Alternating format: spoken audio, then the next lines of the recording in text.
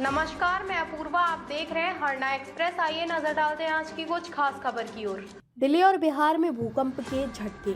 नेपाल में भी 6.1 मैग्नीट्यूड की तीव्रता से धरती कांपी। 17 दिन में लगातार दूसरी बार ऐसा। दिल्ली, एनसीआर और बिहार में रविवार सुबह 7:39 पर भूकंप के झटके लगे। भूकंप का केंद्र नेपाल की राजधानी काठमांडू के ढाडिंग जिले में था।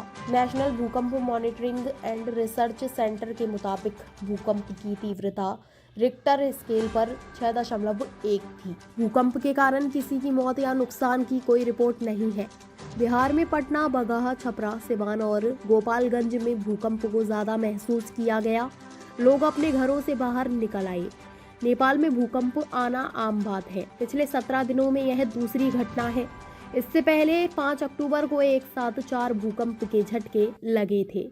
नेपाल उस पर्वत श्रृंखला पर स्थित है जहां तिब्बती और भारतीय टेक्टोनिक प्लेटें मिलती हैं, जो हर 100 साल में एक दूसरे के करीब 2 मीटर आगे बढ़ती हैं, जिसके परिणाम स्वरूप दबाव बनता है, जिससे भूकंप आता है। 5 अक्टूबर को नेपाल में एक घंटे में 4 भूकंप आए थे। राष्ट्रीय भूकंप विज्ञान केंद्र (एनसीएस) के एक अधिकारी ने बताया। राष्ट्रीय भूकंप विज्ञान केंद्र (एनसीएस) के एक अधिकारी ने कहा कि 4.6 तीव्रता का पहला भूकंप दोपहर 2:25 पर पश्चिम नेपाल में 10 किलोमीटर की गहराई पर आया। इसके बाद 2:51 पर 6 तीव्रता का झटका आया। 2 और भूकंप 3.6 और 3.1 तीव्रता के।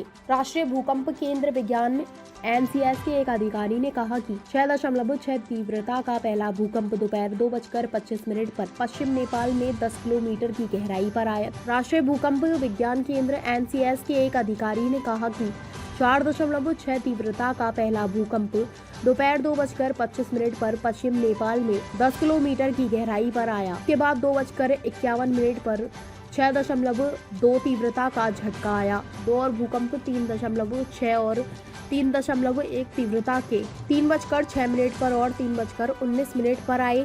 भूकंप से नेपाल के भजांग में कई कच्चे मकान गिर गए।